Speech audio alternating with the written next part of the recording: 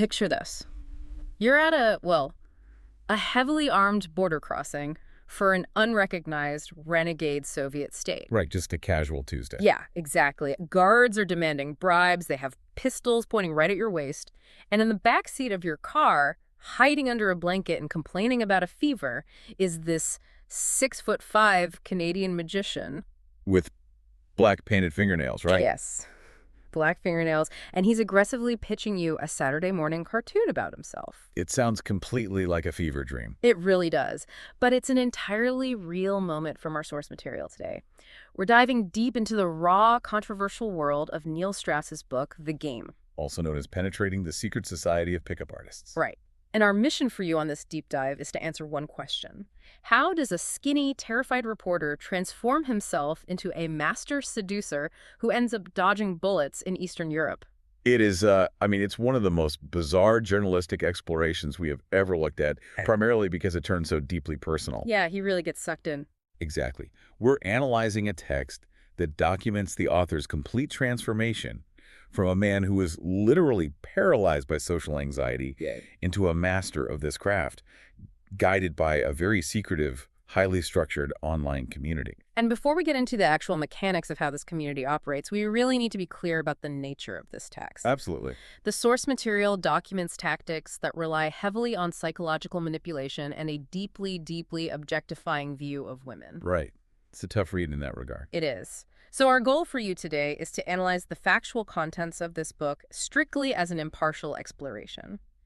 We are dissecting the mechanics of these tactics and the psychology that drives them without taking sides or endorsing the behavior itself. That is a crucial framing, because to understand the mechanics of the seduction, we first have to understand the psychology of the men seeking it out, Yeah, where are they coming from? Right.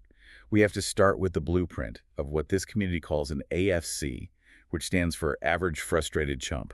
An average frustrated chump? Strauss defines himself as the ultimate AFC at the start of this journey. He really does. He's a cultural reporter for the New York Times in his 30s.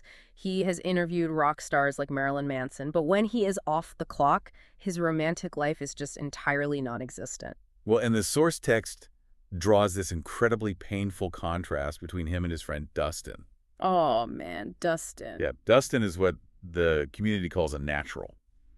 They go to a party, and Dustin effortlessly charms a woman without seemingly doing anything. Right, while Strauss is just left sitting on the sidelines holding the drinks or whatever. Exactly. And Strauss summarizes it perfectly. He says, Dustin got the girl, and he got the guilt. Dustin got the girl and he got the guilt. That specific phrase, it highlights a feeling of profound powerlessness. Yes, profound powerlessness. Yeah. That powerlessness is the exact vulnerability that this community provides a highly structured solution for. A very structured solution. Right. The turning point for the author comes when he stumbles across this 150-page internet document called the Lay Guide. The Lay Guide, wow. Yeah, and it serves as the gateway into this hidden world of men on early internet message boards, trading tactical, step-by-step seduction advice like it is military intelligence. And through those message boards, he finds his mentor, a man who goes by the name Mystery. Mystery. I cannot get over the physical description of this guy in the text. He's a former birthday party magician, pale, emotionally erratic, and he's towering over everyone. Like 6'5", yeah. And he paints his fingernails black. He wears these tiny gold silk robes that barely fit his frame. And, get this, he charges his students $500 for an in-field basic training boot camp in the nightclubs of Los Angeles. It's wild. Yeah. And that boot camp is where the abstract theories from the internet message boards meet the harsh reality of Hollywood nightlife. The real world. Right. Mystery forces his students to approach women using a very specific framework. He literally tells his students, think of tonight as a video game. A video game, yeah. Okay, let's unpack this for a second.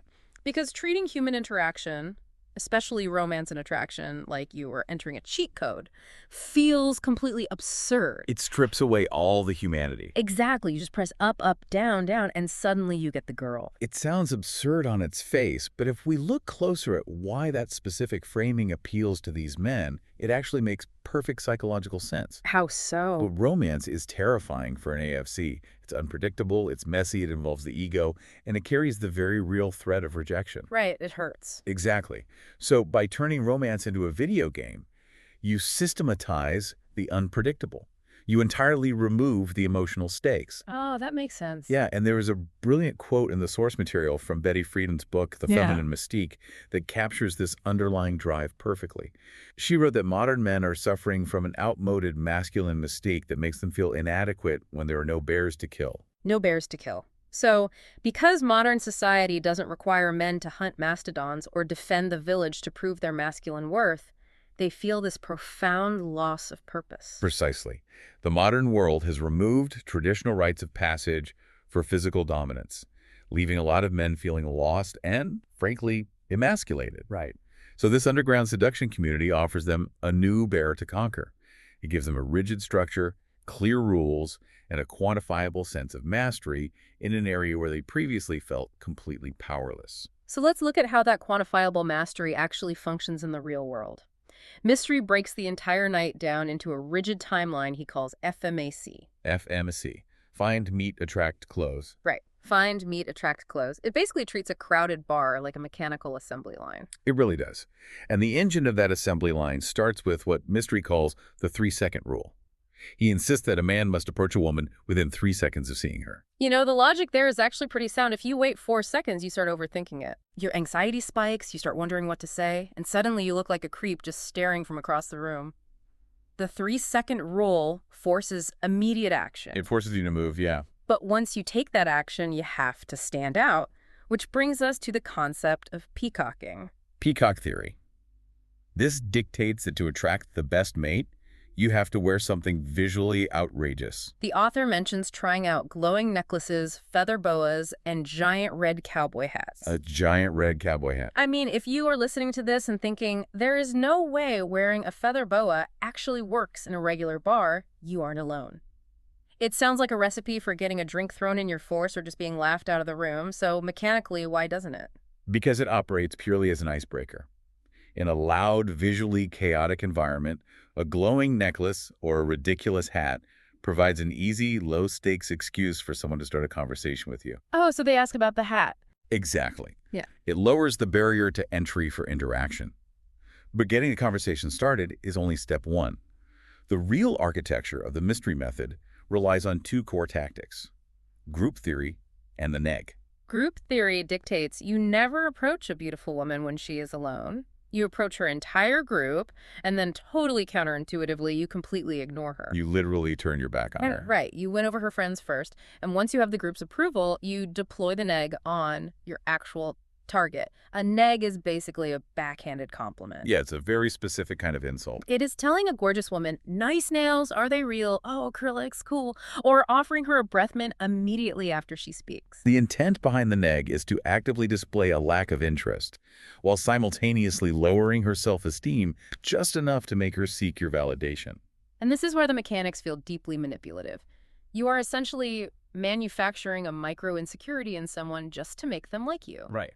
It seems completely contradictory to the community's goal of acting like a charming, confident alpha male. The ethics are certainly highly questionable, but if we analyze the mechanics of why it works in these specific environments, it all comes down to behavioral disruption. Behavioral disruption. Yeah. Very attractive women in high-end nightclubs are accustomed to a very specific social script. Men constantly buy them drinks, fawn over them, and shower them with unearned compliments. Right. They hear the same thing 100 times a night. Exactly.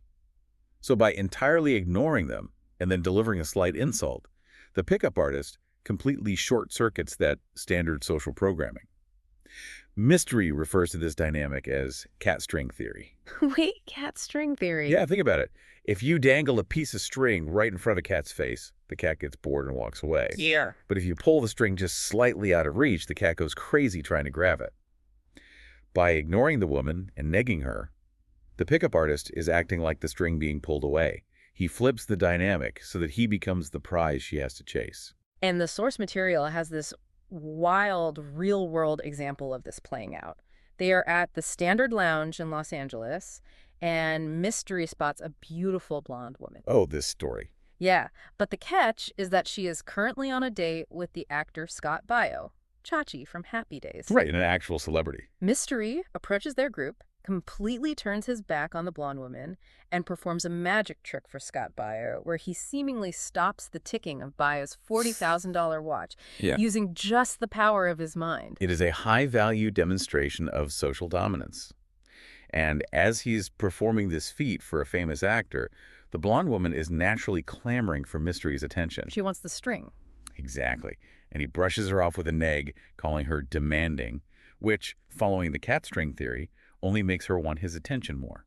Finally, he turns to her and performs a cold reading. Now, a cold reading is an old psychic trick. Yeah. You state broad generalities about a person's life that sound incredibly specific to them, which builds instant false intimacy. Within 10 minutes, Mystery is walking out of the club with this woman's phone number, leaving a very confused Scott Baio sitting there wondering what just happened. It is a masterclass in social disruption, but Mystery's method requires extreme extroversion. It demands glow sticks, magic tricks, and the confidence to perform for crowds. Not everyone can do that. Right. For the men who are too introverted to wear a red cowboy hat and command a room, the community evolved a much darker alternative. They moved away from social theater and directly into psychological hacking. Here is where we shift from social dynamics to something much more clinical. We are introduced to a man named Ross Jeffries, described in the text as the tall, porous-faced father of modern seduction. Yeah. He utilizes something called neuro-linguistic programming, or NLP. He calls his specific version of this speed seduction. NLP is a controversial fusion of hypnosis and psychology meant to influence the subconscious mind directly. Jeffries utilizes tactics like eliciting a woman's core values, finding her trance words, and utilizing synesthesia. Wait, trance words. Synesthesia. What do those actually mean in a conversational context? I mean, synesthesia is a neurological condition where people can taste shapes or hear colors. How do you weaponize that for a date? Well, in the context of NLP, a trance word is a specific emotionally charged word that a person uses repeatedly to describe their own internal feelings. Okay. If the pickup artist identifies that word and feeds it exactly back to them during conversation, it bypasses the person's critical thinking and speaks directly to their subconscious. Wow. And Jeffries uses waking hypnosis, essentially forcing a person to cross their sensory wires, much like clinical synesthesia, to make them physically feel emotions on command. The anecdote at the California Pizza Kitchen perfectly illustrates how insidious this psychological hacking can be. Jeffries, the author, and some other students are sitting at a table, and Jeffries decides to demonstrate his technique on their waitress. He starts asking the waitress to describe exactly what it physically feels like when she is incredibly attracted to someone. She explains that she gets a funny feeling rising in her stomach, like butterflies moving up to her chest. Notice the mechanism there. He is forcing her to mentally access the physical memory of intense attraction. And once she is feeling it, he anchors it to himself. Right. Every time she describes the feeling rising from her stomach to her chest, Jeffries raises his own hand, holding it flat like an elevator, moving it slowly up his own torso. So calculated. He is physically linking her internal biological feeling of lust to his own hand gesture, and by extension, himself. It sounds less like romance and more like Pavlovian conditioning. He is basically treating her emotions the way Pavlov treated a dog with a bell, but he is using his hand as the bell. That is exactly what it is. It is classical conditioning applied to human intimacy. And he takes it a step further before she leaves the table. He raises his hand one last time to trigger that feeling, rubs his hand on a packet of sugar on the table, and hands the sugar packet to her, telling her to carry those good feelings around with her all day. That is insane. The community calls it condiment anchoring. Condiment anchoring. It is genuinely chilling. And even Jeffrey's own students seem to fully understand that they are playing with fire here. Oh, absolutely. There is a student in the text named Two-Timer who talks about a highly guarded, forbidden NLP routine called the October Man sequence. Two-Timer smiles and literally calls the technique evil. And Two-Timer's justification for this highlights a terrifying evolutionary philosophy within this subculture. He tells the author that human beings are no longer operating in an era of survival of the fittest, where physical strength and traditional hunting skills matter. He claims society has entered the era of survival of the smoothest. In this new paradigm, whoever can best manipulate the psychological triggers of the human brain is the one who survives and reproduces. Survival of the smoothest. So the ultimate question for you listening is, does any of this actually work? Right. Does treating human connection like a clinical science experiment translate to real-world success, or does it all fall apart outside the nightclub? The source documents a fascinating, bizarre mix of absolute triumphs, absurd failures, and genuine danger. Let's start with the highs, because the author's transformation is undeniable. Strauss completely sheds his AFC identity and becomes Style. Style. She shaves his balding head, gets contact lenses, and starts carrying a prop bag everywhere he goes. A prop bag. Yeah, the bag is filled with fake piercings and even dryer lint. And it isn't just random garbage, there is a mechanical purpose to all of it. Always mechanics. Right. The lint is used as a prop for a quick icebreaker magic trick, and the fake piercings are used to test a woman's compliance. If he asked her to try on a fake lip ring and she agrees, she is physically demonstrating interest and compliance. And he scales these tactics up to the highest possible level. He manages to get the phone number of Daleen Curtis, the actual reigning Playmate of the Year, using a pre-written script inside an Office Depot. An Office Depot? Yeah. He uses a script about the Maury Povich show. And again, the mechanics of why this works are fascinating. It's all about the time constraint. Yes. The fake story provides a false time constraint. He approaches her and says, "I can only stay a minute, but I need a female opinion on this crazy situation my friend is dealing with on the Maury Povich show." Right. Because he establishes that he is leaving in 1 minute, her guard drops. She doesn't feel trapped in the conversation. It also generates high-energy social proof by creating an instantly engaging narrative. It works flawlessly. But the lows documented in the text are equally striking and often completely clinical and joyless. Very joyless. We get a field report posted online by a student named Extramask. He uses these tactics to successfully lose his virginity at age 26. But his written report of the event is incredibly depressing. It's honestly sad. He complains about the physical mechanics, notes that his, quote, cockhole hurt, and admits that he spent the entire time just wishing the sex would end so he could leave the girl's penthouse. It is an interaction entirely devoid of intimacy, and the author, Style, experiences this exact same hollowness. He successfully pulls off a fool's mate, which is the community's term for getting a woman back to a hotel room on the very first night of meeting her. Right.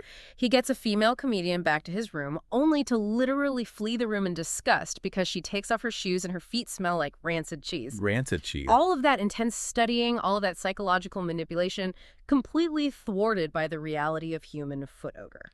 It highlights the massive disconnect between the pristine fantasy of the game and the messy biological reality of human beings. Which brings us to the ultimate reality check of the book, The Trip to Belgrade. This brings us right back to our hook at the start of the deep dive. Style and Mystery travel to Serbia to teach a pickup workshop. While there, they take a road trip to Moldova and accidentally cross into Transdniester, an unrecognized, heavily armed renegade Soviet state. Right, and they are immediately pulled over by guards with guns who demand bribes. It is a genuine life or death situation in a lawless territory. And how does the greatest pickup artist in the world, the master of social dynamics, handle this high-stakes interaction?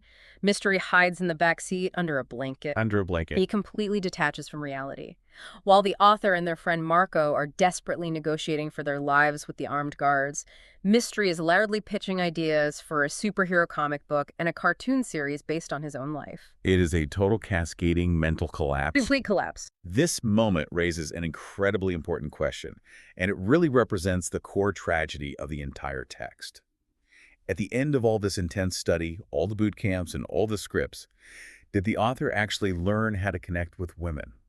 Or did he just learn how to play a very elaborate, perfectly rehearsed part? I found myself wondering the exact same thing while reading through these sources. I mean, he built all this immense confidence, he cracked the code of attraction, but it feels so hollow because none of it is real. It's not.